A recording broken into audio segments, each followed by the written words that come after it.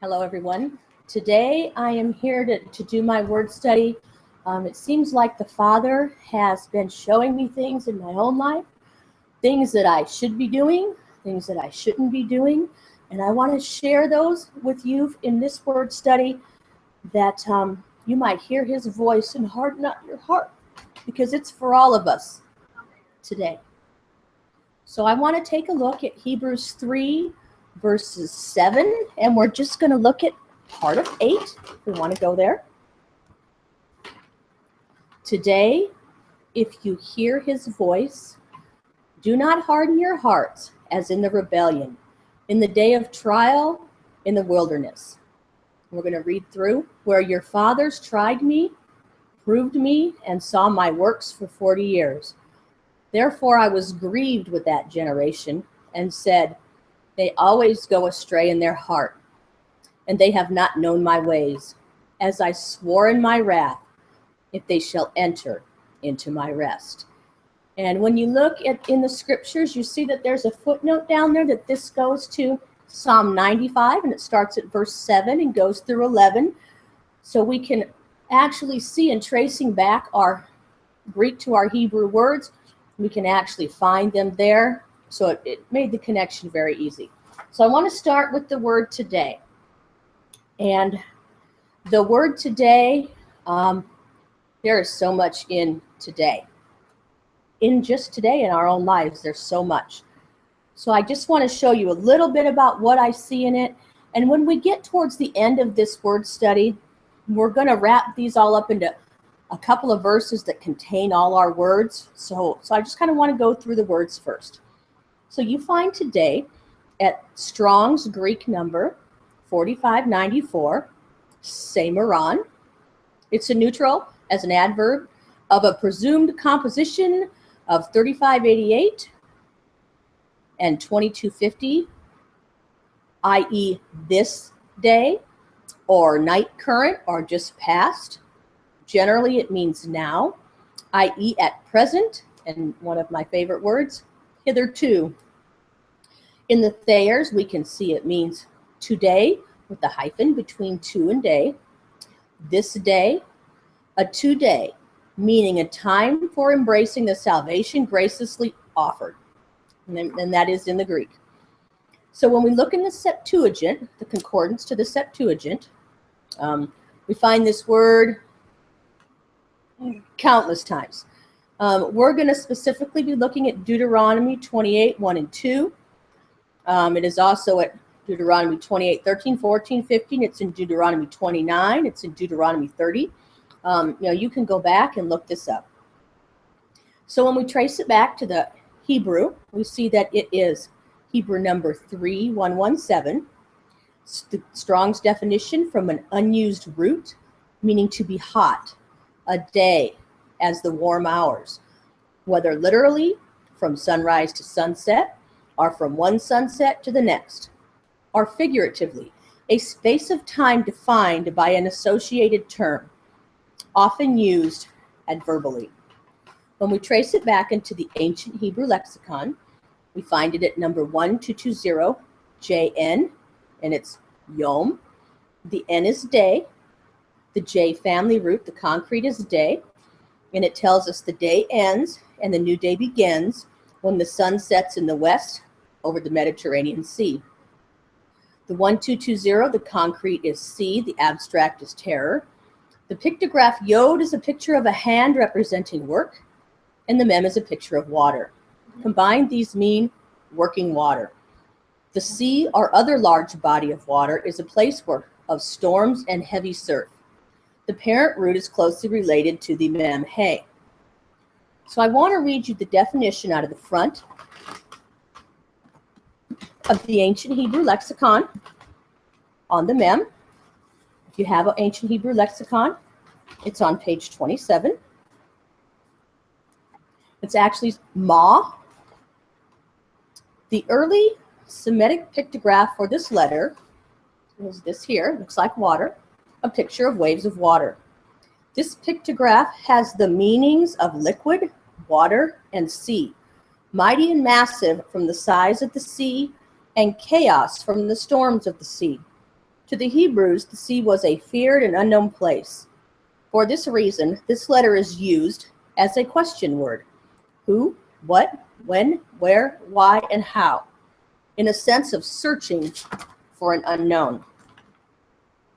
So when we look at this, when I look at it, you know, I see a lot of things going on today. But for me in this context, I see the work of the master potter. Well, let's look at the yod first. The yod actually has the meaning of a hand, and it means work, throw, make, energize, and worship. By extension, can mean master potter. The wah is the tent peg. Add, secure, hook, join, and pierce. The mem is, as we discussed already, is water. It's chaos, mighty, blood, out of, what, and how. By extension, it can mean to nurture, develop, and as we read, it has our question words. Who, what, when, where, why, and how. So when I'm looking at this, and like I said, there's many different things that happen every day, today, this day.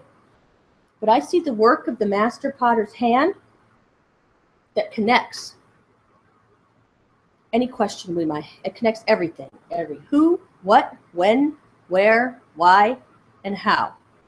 And we're going to come back to that when we get to the verses in the Tanakh. Next we see we have if you, and I just want to cover the if real quick because I think it's real important for people to understand. If is the Strong's G 1437, a han from G 1487 and G 2302, a conditional particle, in case that, provided, etc., often used in connection with other particles to denote indefiniteness or uncertainty. In the Thayers, we see that, one, it's a conditional particle that makes reference to time and to experience, introducing something future, but not determining before the event whether it is certain to take place. So that's really, I just wanted to give you some definition on that word. Now I want to move to the word here. And it's the Strong's G191, and it's a who. It's a primary verb to hear in various senses. I want to note there is also a G189, a kohe. That's not this word, but it comes from G191. And it's hearing, the act, the sense, or the thing heard. So if we go to the Thayers and we look at the G191, to hear, and in the context specifically of Hebrews 7, it says, to perceive the distinct words of a voice. So there we see that there has to be some perception. In the concordance to the Septuagint, again, we're going to follow this back in a little bit to our verse in Deuteronomy. Deuteronomy 28:1, 2, 9, 13, 45. You can also find it in Deuteronomy 29 and Deuteronomy 30. I also did find that the G191 and the G189 both go back to the same Hebrew word and number when you trace it back. And when you do trace it back, you come to the Strong's, H8085, Shema, a primitive root, to hear intelligently, often with the implication of attention, obedience, etc., causatively to tell. When we trace this back to the ancient Hebrew lexicon, we see it's at AHL 2851V. The V is a verb, and it's to hear. There's some action involved right there. To hear as well as to respond to what is heard. The 2851, the action is to hear, the concrete is report, the abstract is obedience. A careful hearing of someone or something as well as responding appropriately in obedience or action. It comes from the shin mem, which means actually to listen with the breath. If you go back and look at that, you'll see a lot about one's character in there. It's a beautiful, beautiful picture. So the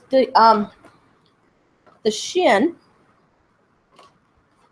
I'm going to look at the shin. It's actually the teeth. And it means that Sister Linda's phone is going to ring. Isn't that beautiful? It must be Sister Julia. That's great. Tell her, come on. So here we've got the teeth, and it means sharp, press, eat, to, destroy, again, and by extension can mean consume and seek diligently. Now we've already looked at the mem, which was the water, and we kind of saw what that meant. And then we have the ion, and the ion is the eye, and it's to watch, see, know, experience, understanding.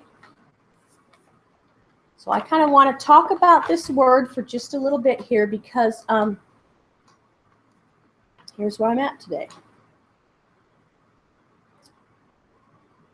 When we see the shin, the mem, and the ion, we see that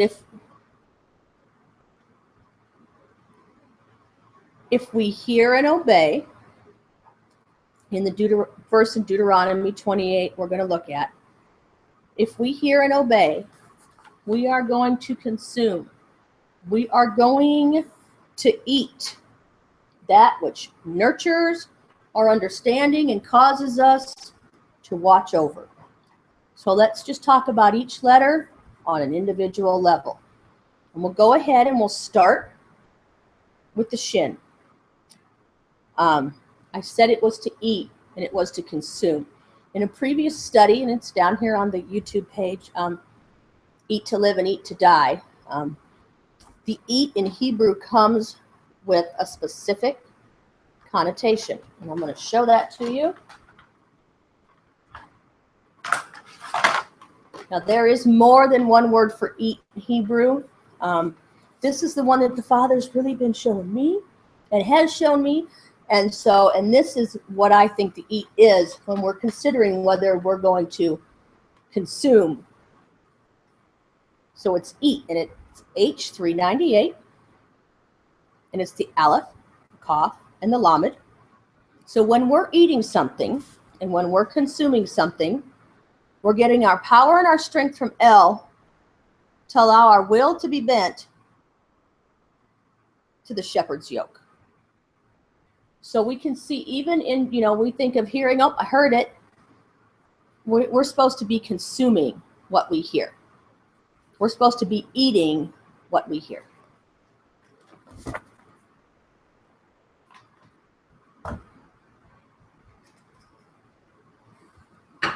And on the side note, we saw that the power and the strength of Elohim allows us to bend our will to be under his shepherd's yoke. The same is true in the opposite.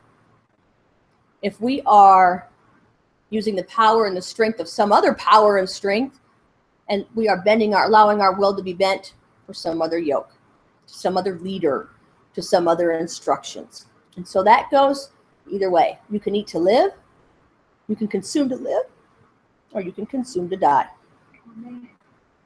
And so when we consume through our ears, not always through our ears, but there is a follow through by obeying and doing something or not doing something. So let's go and just kind of look at our verse just real shortly here. Let's go to Deuteronomy 28 and to ourselves quietly, without any, out loud. Let's read Deuteronomy 28 verses 1 and 2.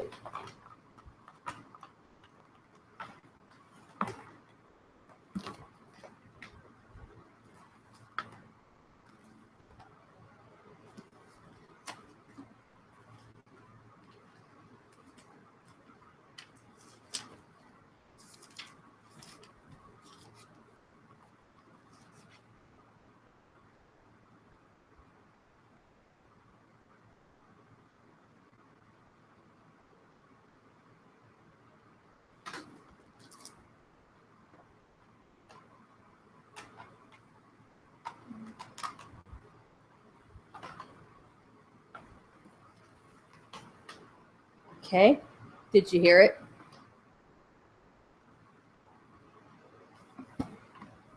When we're reading his word, we're hearing his word in our head. We're consuming it, even when we're looking at it. So while it's a beautiful thing, and all they had was Moshe in those days, they were telling him the word. Today, sometimes all we have is this, but we can still hear it, even when we're just looking at it. So I want to read Matthew 13 through 17.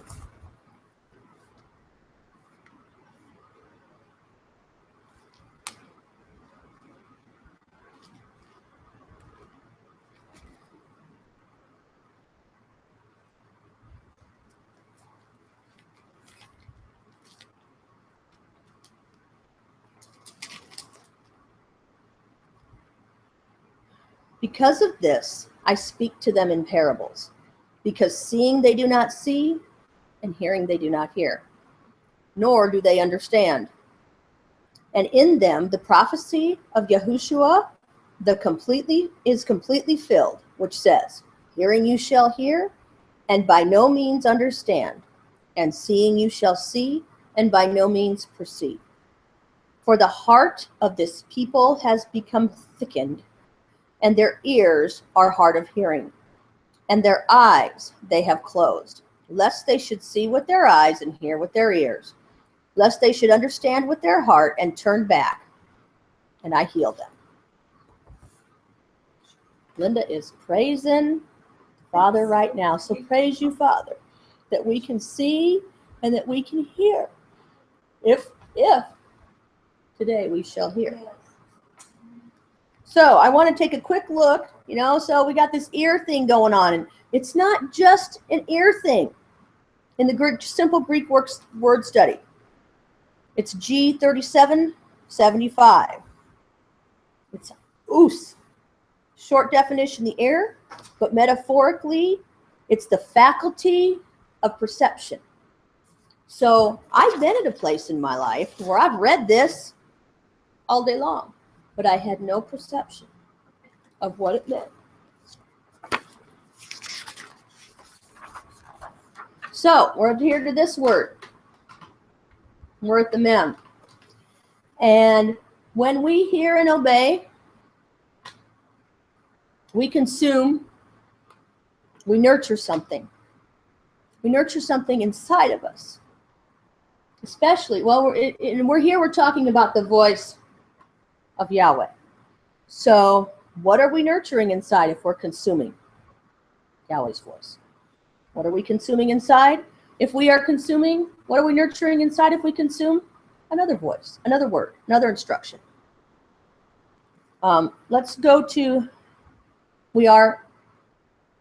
it's the implanted word, the seed, word that's in us that we're nurturing. So let's go to James 1, verse 21. And, how cliche has this become in the church today, in our own lives today?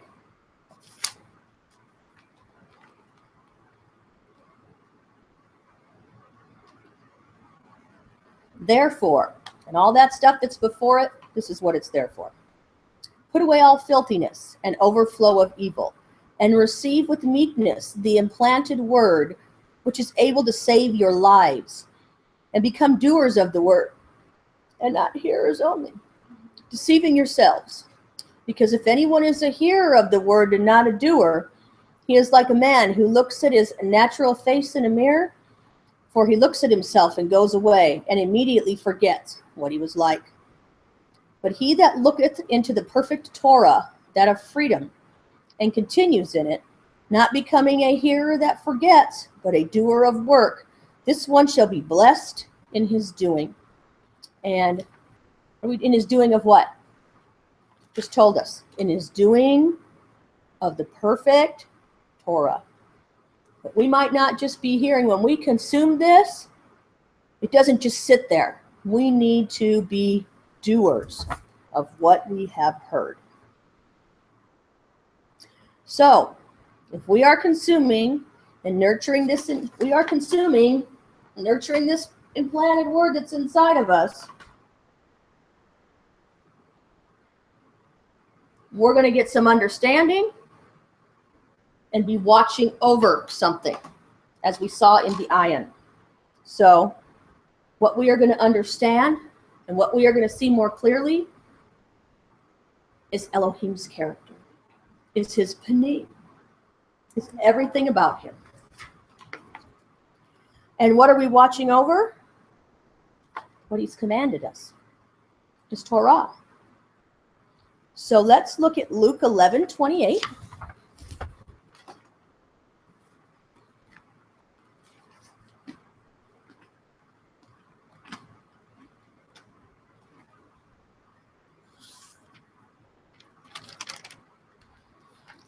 And this is Yahushua speaking, but he said, blessed rather are those hearing the word of Elohim and watching over it.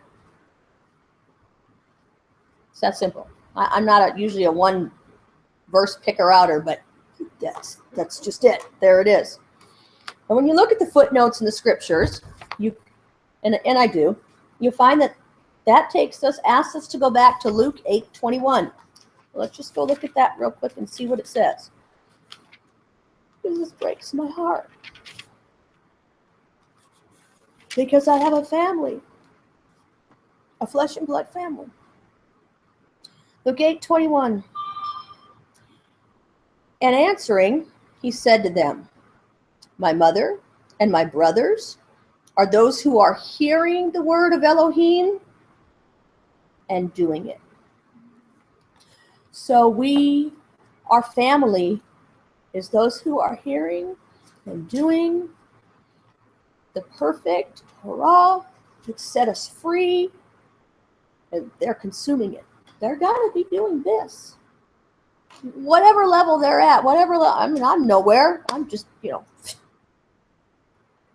But you have to be on the way.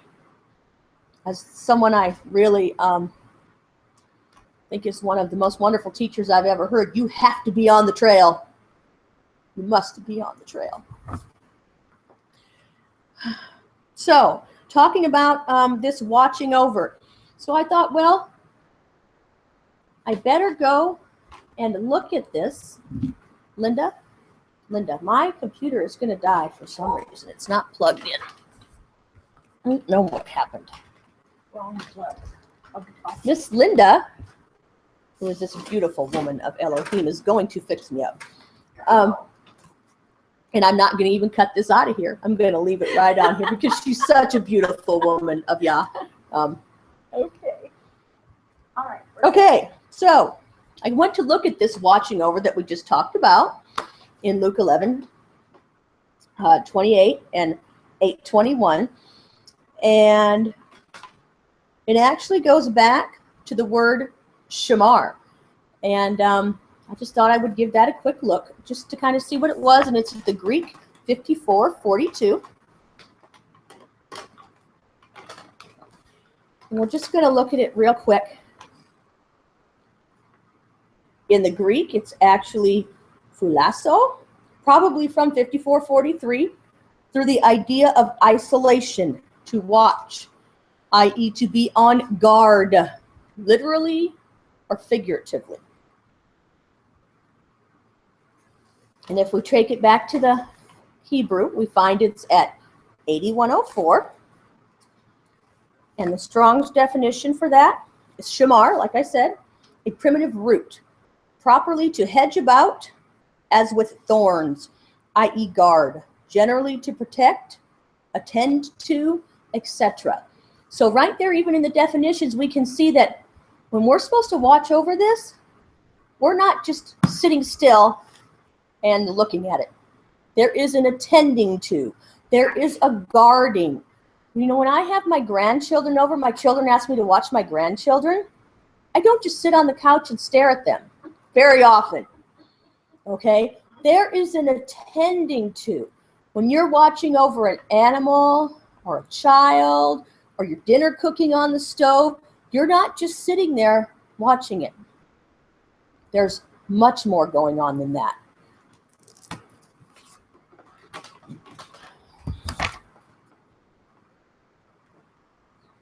So,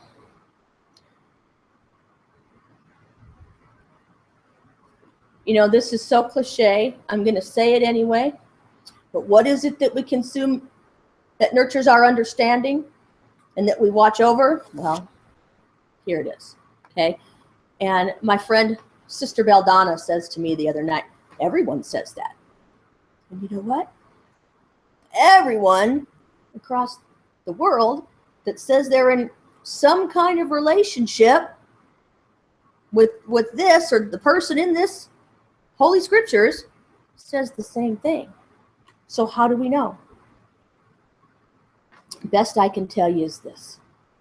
It's not from Bereshit, Genesis to Malachi. It's not from Yochanan, John to Gileana, Revelation. It's from Bereshit, Genesis to Gileana, Revelation. And it's every word in between. And no word contradicts itself. And if you find that something is contradicting itself, look again. Because there it's not possible, or that would, what is he that he would be a liar? He's not. That's how we know. It's not pick a scripture here and pick a scripture there. Even though I did that once already today. Anyway, read those chapters further that I did that on. Please. Please do. So, one other thing I want to say, well, actually, there's more than one thing I want to say, is paramount, absolutely paramount that we are vigilant in what we consume through our eyes and through our hearing. We cannot just be hearers only, but there is a doing involved. The other thing I want to say about this word, when you hear and obey, when you consume that which nurtures your understanding and you watch over, you remember the words, it destroys chaotic experiences. That does not mean that there will not be trials and tribulations.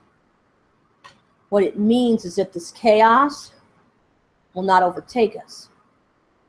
There are blessings to be had by hearing and obeying, destroying these chaotic experiences that would have otherwise happened had we not obeyed. And there are curses to be had by not destroying these chaotic experiences. Through that, you're consuming that which would nurture our understanding and watching over it, had we obeyed what we had heard in the first place. You know, the example that came to my mind, two examples came to my mind when I was thinking about that in the scriptures, was the woman that was made, her husband was jealous, and she was made to drink this bitter water. And had she disobeyed the voice of Yahweh and been an adulterous woman, her stomach would have swelled and her thigh would have rotted out, etc., etc., etc. So on down went the curse. That must have been chaos. Could you imagine? I can't imagine being that woman drinking that water. What if she hadn't done it?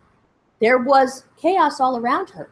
But because she had heard and obeyed, it was not what it would have been if she wouldn't have heard and obeyed. And the other example I think of is when the Israelites were told, put the blood on your doorposts. Get all in your house, because he's coming in. Death is coming. For the land of Mitzrayim. What if they hadn't been in the house? It must have been chaos. There must have been screaming and crying and wailing in the streets. But what would it have been had they been outside and not had the doorpost, on blood on their doorpost? So that's, you know, hearing and obeying. There's so much more to it. There's so much more to it than just, oh, yeah, I know this, and I know that. There is an action involved, and it's going to have a consequence. There's going to be a response. So we're going to come back to Deuteronomy 28 here in just a minute. Because all these words are going to be in there. I want to go and I want to look at voice. We're listening to here today, if you hear his voice. We're looking to hear his voice. Well, let's go look at the word voice. And it is Strong's G5456. Phone, like telephone. Oh, that was great. Made me smile. Probably akin to G5316 through the idea of disclosure. A tone. Articulate, bestial, or artificial. By implication, an address for any purpose, saying or language. Like we're addressing somebody. That made it sound like I was talking like a house address. In the Thayers, we see that it's a sound, a voice, i.e. the sound of uttered words. Thayer specifically says of our Hebrew verse, here in Hebrews, of Yahweh, teaching, admonishing, whether in the Old Testament scriptures or in the Gospels. In the concordance to the Septuagint, our word appears in, well, many verses. Again, we're going to look at Deuteronomy 28, 1 and 2, and Deuteronomy 28, 13 through 15, and we'll come back to those. I just want to note here real quick, and I don't want to say much on it, just if anybody wants to study it further, both Shema and voice show up for the very first time. Their Torota first mentioned in Scripture is at Genesis 3:8. And it's after Adam and Eve succumbed to the craftiness of the serpent. And so that's the first time we see Shema, his voice. And, you know, just if anybody wants to do further study on that, I'd be interested in what you found. So tracing this back to the Strongs, we see it's at Strong's, the number is H6963. Kole, from an unused root meaning to call aloud, a voice or a sound. Tracing it back to the ancient Hebrew lexicon, it's at AHL 1426 JN. The N is a noun. The sound of the shepherd, musical instrument, the wind, thunder, etc. At the J family root, we see the concrete as voice. The call of the shepherd to the sheep who knew him by sound. When it came time to move, he would call them, and they would quickly, maybe I need to get that word in my head, quickly gather to him. At the 1426, the action is gather. The concrete is shepherd. The pictograph kuf is a picture of the sun at the horizon and the gathering of the light. The lam is a picture of the shepherd's staff representing authority. Combined, these mean gathering to the staff. When the shepherd called the sheep, they swiftly came to him. The staff of the shepherd was his tool of authority, and he would direct, discipline, and protect the flock. Think of a lot of verses that go along with that. So let's look at these letters. First we have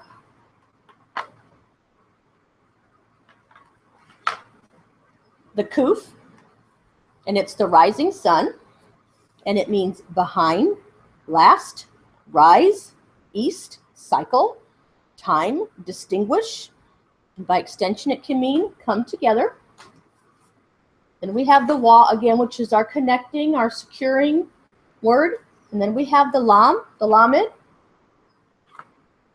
which is the staff. It means to lead, teach, yoke, forward, tongue, control. By extension, it can mean to be goading with the staff, goading them along.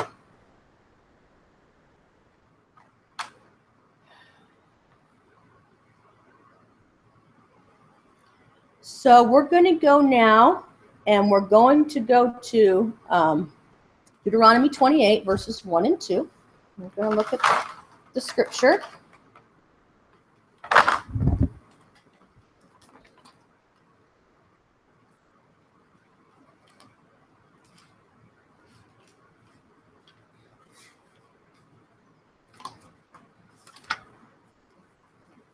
Okay, we're just going to read it in the English first, and I'm going to just say a few things. This is actually the chapter where if you hear and obey, these are your blessings. If you do not hear and obey, these are your curses. So I think this is a prime example of what's going to happen. There are many prime examples, but as far as this is concerned. And it shall be, if you diligently obey the voice of Yahweh, your Elohim, to guard, to do all his commands, which I command you today, that Yahweh your Elohim shall set you high above all the nations of the earth. And all these blessings shall come upon you and overtake you if you obey the voice of Yahweh your Elohim. And then, of course, we have the listing of all the blessings. So I want to note that when you see diligently obey in your scriptures, both times it's this word. It's Shema, Shema. And it reminded me of when Yeshua says, Verily, verily. Truly, truly. Listen up. Look here. Listen up. And then I also want to note that we're down in the verse 1, we see to guard. And there's our word shamar that we talked about. It's the watching over and the guarding. So in these letters,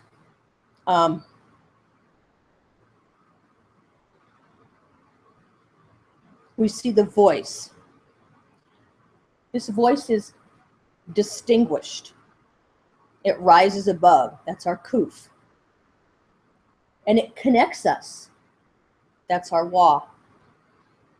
To the teaching, the guiding, the leading, the goading of our shepherd. That's his voice. And if it's not connecting you, if there's some voice that's not connecting you to the shepherd that's in here, it's wrong. You're listening to the wrong words. So I want to read this verse, and I want to put the letters in it that we've done up to this point. We're going to do today, hear, and voice. And it shall be, if you consume that which nurtures your understanding and causes you to watch over. Again, consume that which nurtures your understanding and causes you to watch over. By that which distinguishes itself and rises above the others, that connects you to the teaching, guiding, leading, goading of the shepherd of Yahweh your Elohim, to guard and do all his commands, which I command you, which is that of the work of the master potter's hand that connects you to every who, what, when, where, why, and how, that Yahweh your Elohim shall set you high above all the nations of the earth. And all these blessings shall come upon you and overtake you if you Shema, the Koleh of Yahweh, your Elohim. The one thing I want to point out is that we see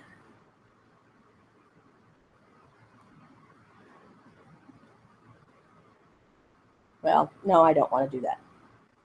So let's go down to Deuteronomy 28, 13 to 15. And this is, let's start at 13. And Yahweh shall make you the head and not the tail. And you shall be only on top and not be beneath. For if you consume that which nurtures your understanding, causes you to watch over the commands of Yahweh your Elohim, which I command you today to guard and do not turn aside from any of the words which I am commanding you today, right or left, to go after other mighty ones to serve them. And it shall be, if you do not consume that which nurtures your understanding, and guard what is that which has distinguished itself and rises above, connecting you to the shepherd, is leading, is guiding, is teaching, is goading, to guard and do all his commands and his laws, which I command you today, that all these curses shall come upon you and overtake you. And then you can see the list of all the curses. The one thing I wanted to say was, we see in this here, we see twice in 28:1, watching over.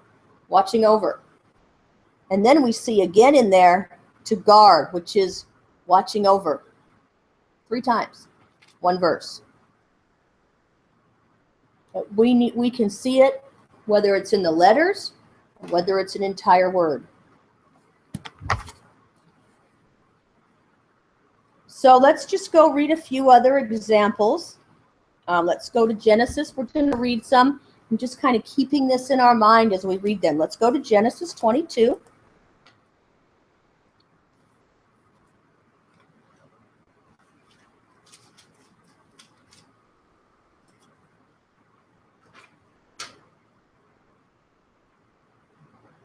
Okay, we're going to start at 15. And our words are going to be in 18. And the messenger of Yahweh called to Abraham a second time from the heavens and said, by myself I have sworn, declares Yahweh, because you have done this and have not withheld your son, your only son, that I shall certainly bless you, and I shall certainly increase your seed as the stars of the Shemayim, and as the sand which is on the seashore. And let your seed possess the gate of your enemies. And in your seed all the nations of the earth shall be blessed. Why? Because you have obeyed my voice. He Shema, the Kole of Yahweh is Elohim. Let's go to Genesis 26.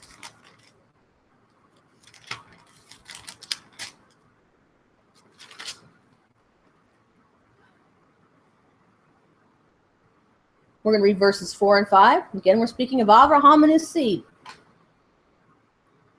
And I shall increase your seed like the stars of the Shemayim, and I shall give you all these lands to your seed. And in your seed, all the nations of the earth shall be blessed. Why? Because Abraham obeyed my voice and guarded my charge, my commands, my laws, and my Torot. It's nothing different today. If Abraham is the father of our belief, we are to be doing nothing different today. Exodus 5, no. Let's do it. Exodus 5.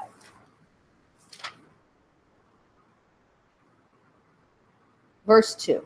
And I just want to show you this as a very, very stark contrast.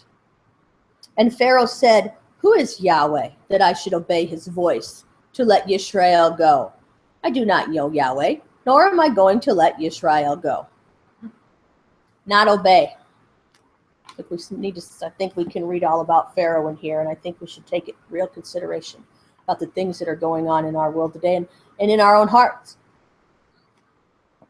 Exodus 15:26. Because just because I've made a decision and I've accepted Yeshua and the blood that he sacrificed for my sins, now I've got to walk. You've got to walk. I've got to walk. There are places and things in our hearts that are still hard. And we need to let our hearts be circumcised by the only one who can circumcise them and take out this stone and put in that softness in that flesh. Exodus 15:26. It's not easy. Sometimes letting go of these things just are not easy. Okay, 15:26. Oh, let's start at 20.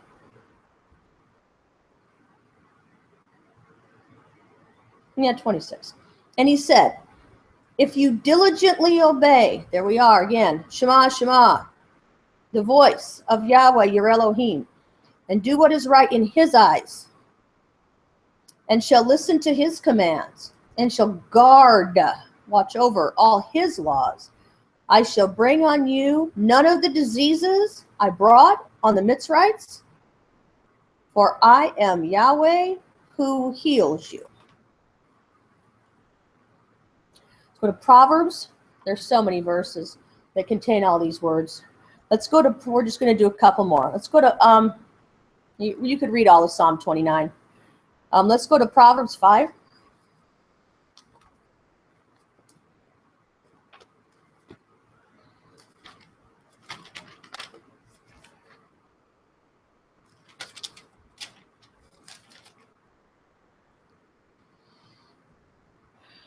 Let's start at verse, read this whole thing too. Let's start at verse 11.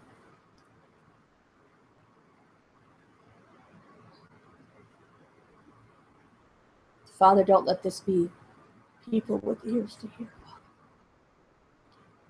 Then you shall howl in your latter end when your flesh and your body are consumed, and shall say, how I have hated discipline, and my heart has despised reproof. And I have not heeded the voice of my teachers, and I have not inclined my ear to those who instructed me. So again, we're not heeding to the voice of the people that are teaching the truth from Genesis to Revelation. Everybody says they are. But if they're telling you some other command, some other law, some other Torah to follow, and not to come out of her, my people, and stay, they're lying. Straight up lying. Let's look at Daniel 9. We'll look at 10 to 14. Two more.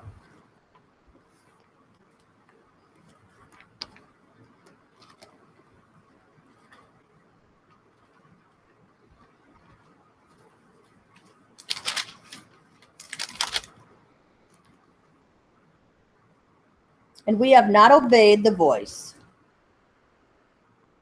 of Yahweh our Elohim to walk in his Torah, which he set before us through his servants, the prophets.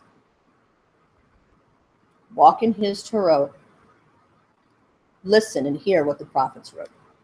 And all Yisrael have transgressed your Torah and turned aside, so as not to obey your voice. So the curse and the oath written in the Torah of Moshe, the servant of Elohim, have been poured out on us, for we have sinned against him. And he has confirmed his words which he spoke against us, and against our rulers who judged us by bringing upon us great evil. For under all the Shemayim there has not been done like what was done to Yerushalayim. And it is written in the Torah of Moshe, all this evil has come upon us, and we have not entreated the face, the panim of Yahweh our Elohim, to turn back from our crookedness and to study your truth. One more, Zechariah 6:15. There's some great ones in Song of Solomon as well.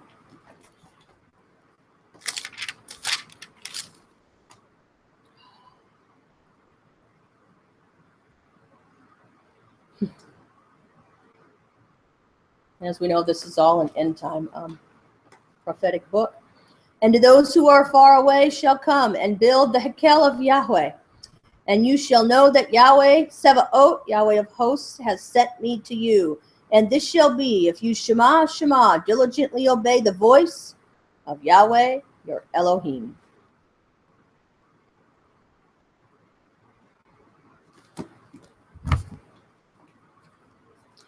Now we've read a whole bunch of stuff in the Tanakh, and we can see what he told us in the Tanakh. But did he tell us anything about his voice in the Brit Hadashah, in the New Testament?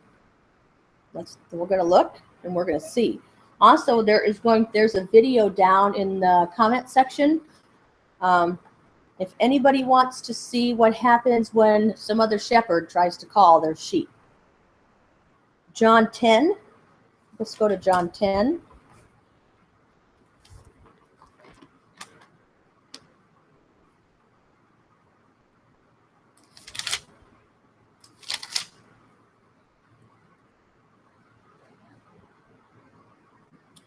We're going to read verses 1 through, looks like 5. Truly, truly, I say to you, he who does not enter through the door into the sheepfold, but climbs up by some other way, that would be another way, that one is a thief and a robber. But he who enters through the door is the shepherd of the sheep. The doorkeeper opens for him, and the sheep hear his voice. And he calls to his own sheep by name and leads them out. And when he has brought them out, his own sheep, and when he has brought out his own sheep, he goes before them. And the sheep follow him because they know his voice. So today, if you hear his voice, follow him.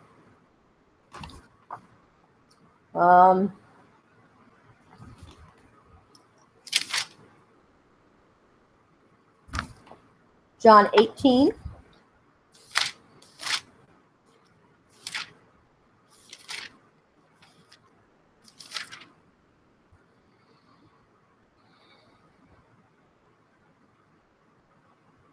37. Then Pilate said to him, "You are a sovereign then?" Yeshua answered, "You say it, because I am a sovereign. For this I was born, and for this I have come into the world, that I should bear witness to the truth. Everyone who is of the truth hears my voice." If you are, if.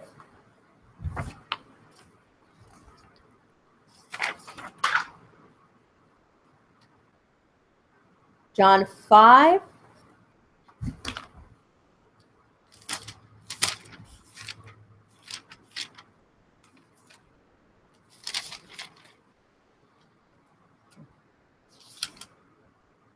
"24. Truly, truly, I say to you, he who hears my word and believes in him who sent me possesses everlasting life and does not come into judgment, but has passed from death into life. Truly, truly, I say to you, the hour is coming, and now is, when the dead shall hear the voice of the Son of Elohim, and those having heard shall live." One more. Revelation 21.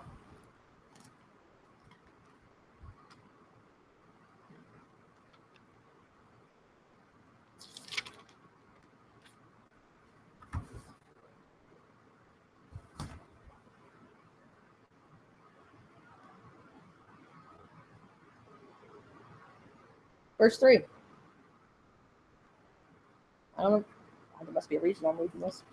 "And I heard a loud voice from the heavens saying, See, the booth of Elohim is with men, and he shall dwell with them, and they shall be his people, and Elohim himself shall be with them, and be their Elohim."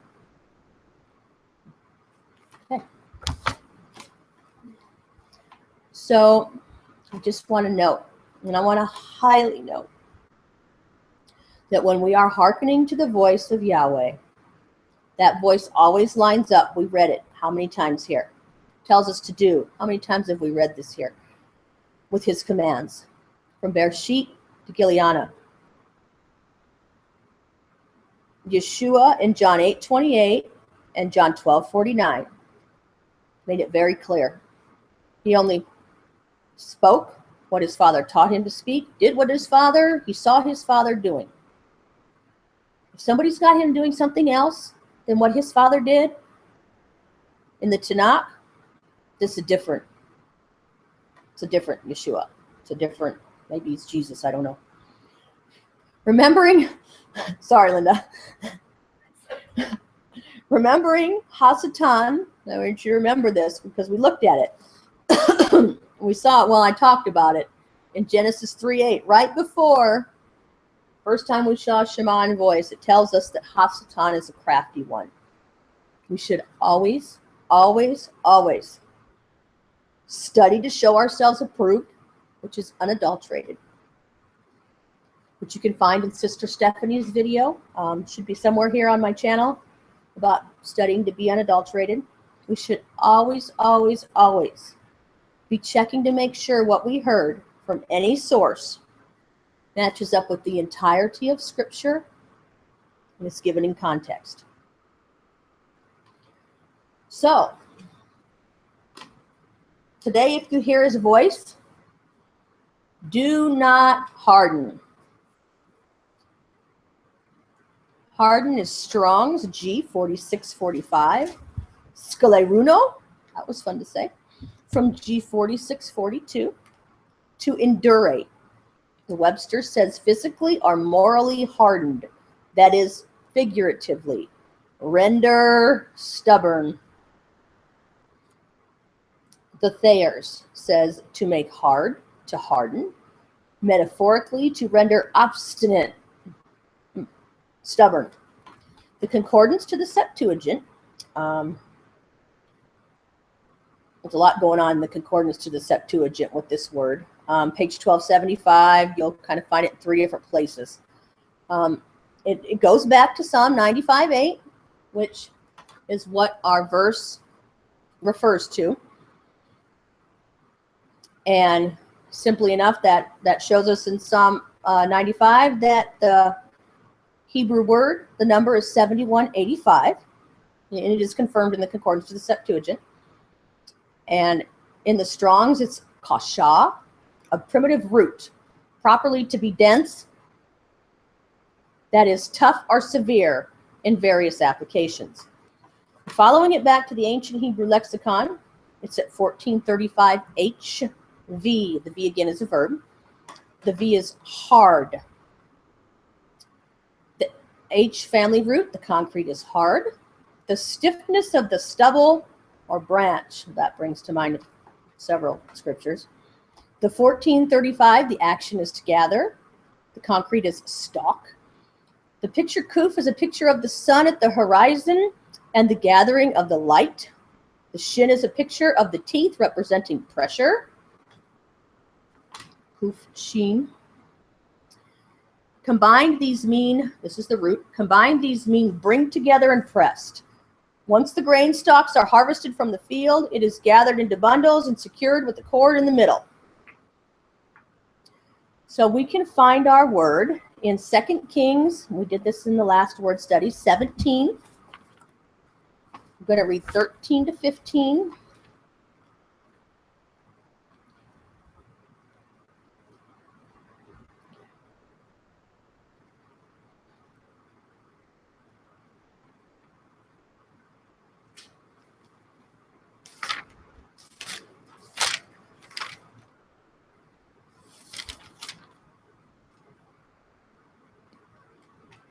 And this whole chapter speaks about what's going on then, and there's nothing new under the sun today. They were fearing Elohim, yet serving other mighty ones, because they had brought a priest to teach them how to fear Elohim, yet they didn't follow his Torah. Whole chapter. You can read it, get some confirmation. I had to. 13, and Yahweh warned Yisrael and Yehudah through all of his prophets and every seer, saying, turn back from your evil ways and guard my commands and my laws, according to all the Torah, which I commanded your fathers, and which I sent to you by my servants, the prophets. But they did not listen and hardened their necks. Are hardened. They didn't listen. They didn't shema. They got hardened their necks, like the necks of their fathers who did not put their trust in Yahweh, their Elohim, and rejected his laws and his covenant that he made with their fathers, and his witness which he had witnessed against them, and went after worthlessness and became worthless, and after the nations who were all around them, of whom Yahweh had commanded them commanded them not to do like them. So we see our word hardened up there in verse 14.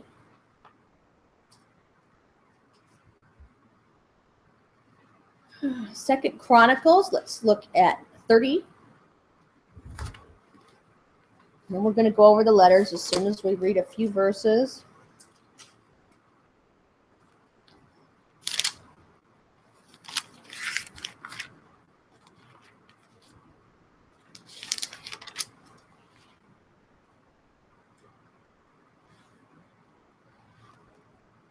Verse 8, do not stiffen, that's the word harden, same word. Do not stiffen your neck like your fathers. Stretch forth the hand to Yahweh and come to his set-apart place, which he has set apart forever, and serve Yahweh your Elohim, so his burning wrath turns away from you. 2 Chronicles 36. 13.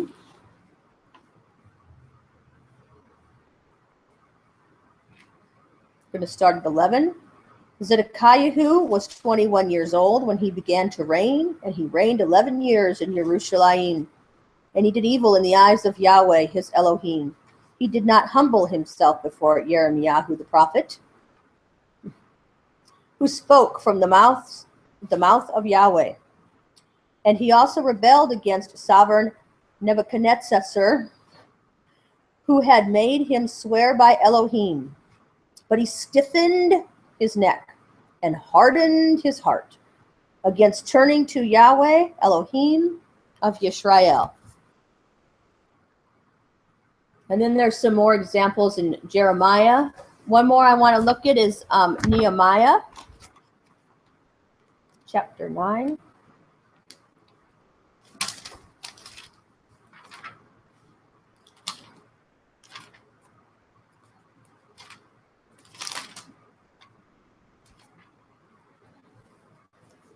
Verses 14 to 17. And you made known to them your set-apart Sabbath. And you commanded them commands and laws and Torah by the hand of Moshe your servant. And you gave them bread from the heavens for their hunger, and brought them water out of the rock for their thirst. Those who hunger and thirst for righteousness. And said to them to go in to possess the land which you had sworn to give them. But they and our fathers acted proudly and hardened their necks and did not shema your commands.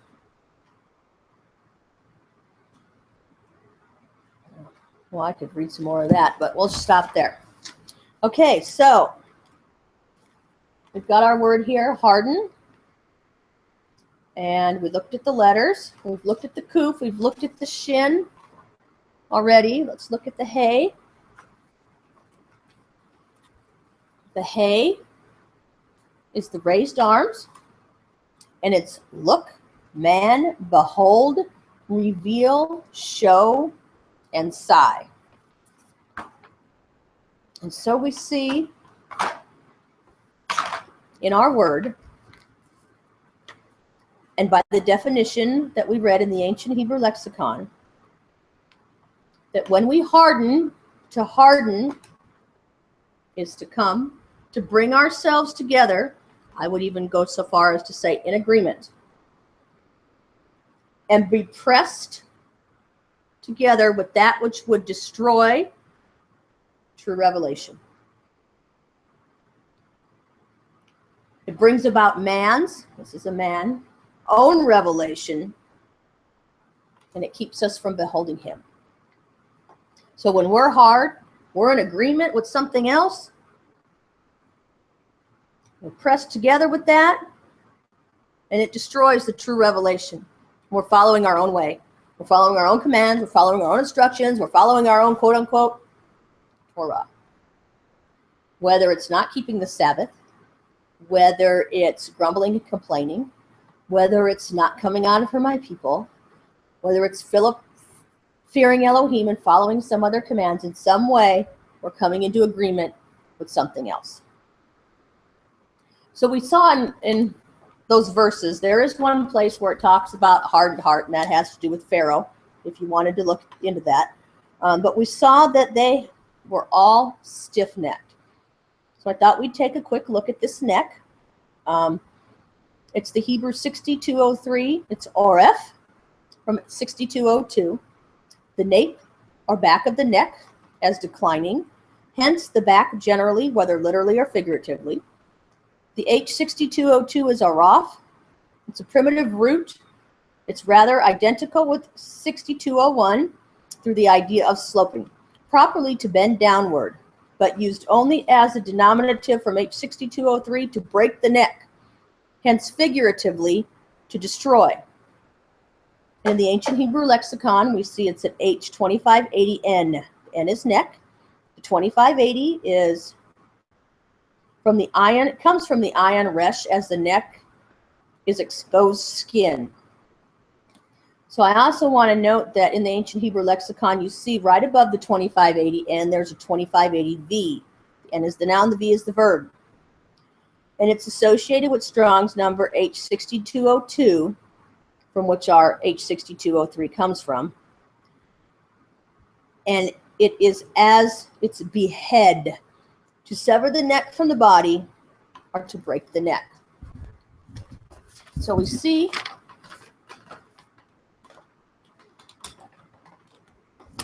in our word neck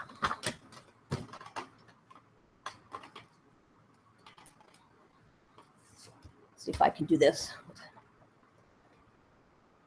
We have the ayin, the resh, and the pei. The ayin, we've already talked about the ayin. The resh is man's head. It's first, beginning, think, person, sum, or top.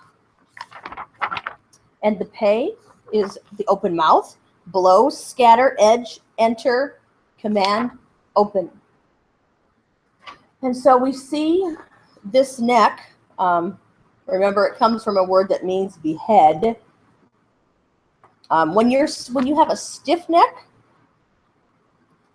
your neck that you might see, know, and experience man as his own head, following his own commands. Okay? So we make ourselves our own head and our own top because we know so much. We make ourselves our own head and our own top. And we follow, that's funny, huh, Sister Donna? And we follow some other commands. And so I'm going to put these two together with you. So we're going to harden. We got stiff necks. We got hard necks. Well, I'm going to do this.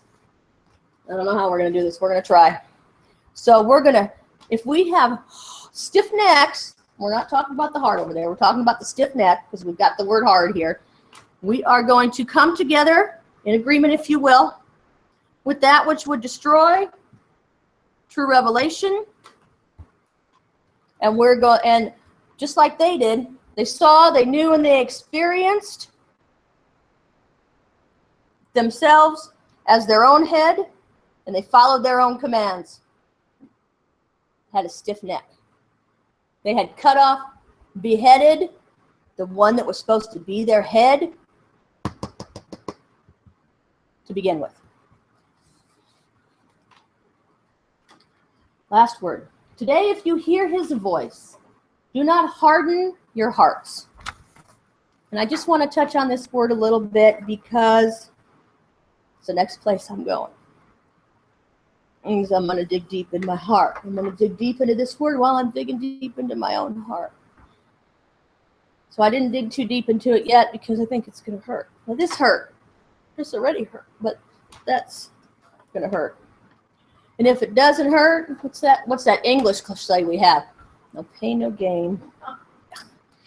Okay, so heart is the Strong's G2588. Cardia, prolonged from a primary, some Greek word I can't pronounce. The heart, that is figuratively the thoughts or feelings, mind. Also by analogy, the middle.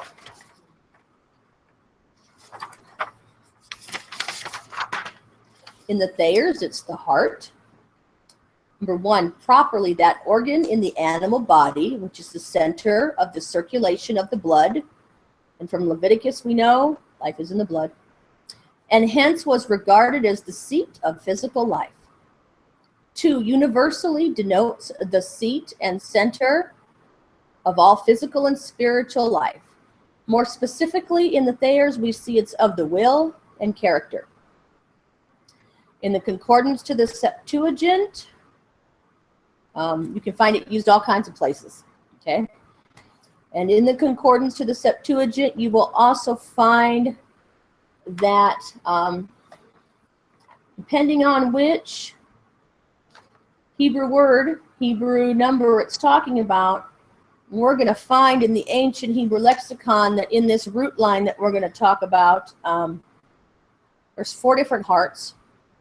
And we've all heard lamed bait. Some of them are lamed bait. One's a verb, one's a noun, one's a different family root. And one of the hearts is something I can't even remember all the letters because, well, that's the next thing, like I said,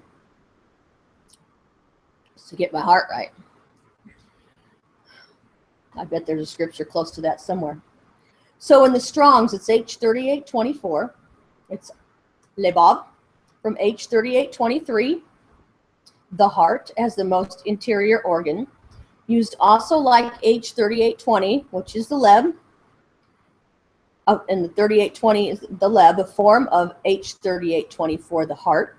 Also used figuratively. Very widely for the feelings, the will, and even the intellect. Likewise for the center of anything.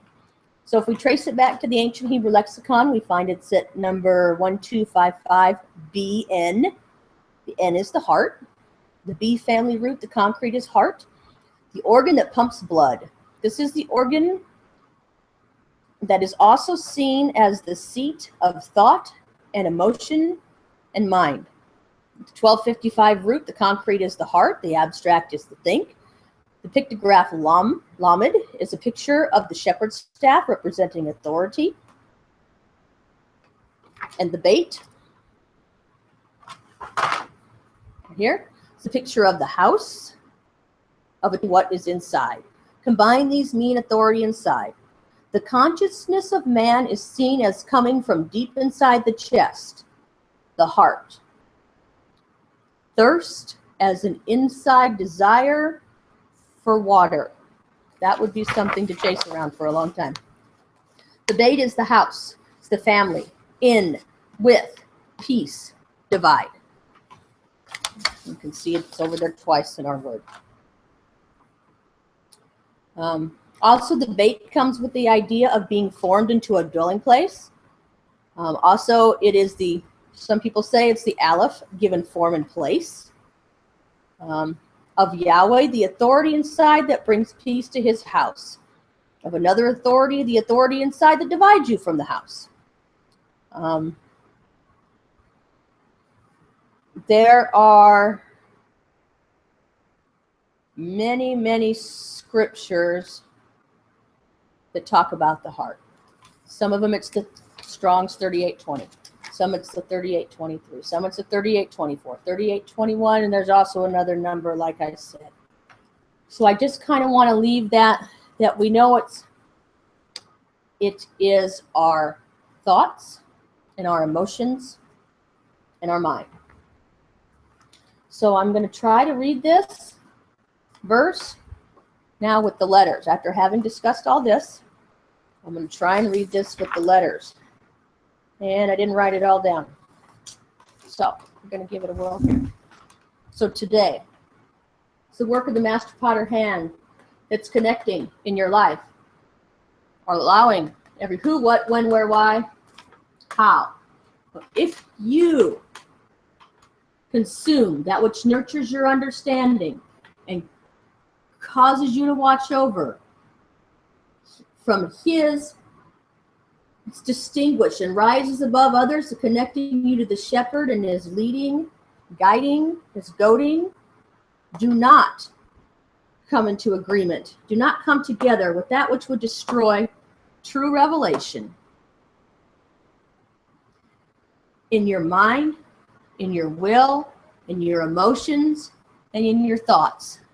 Because that's what they did in the rebellion, in the day of trial, in the wilderness.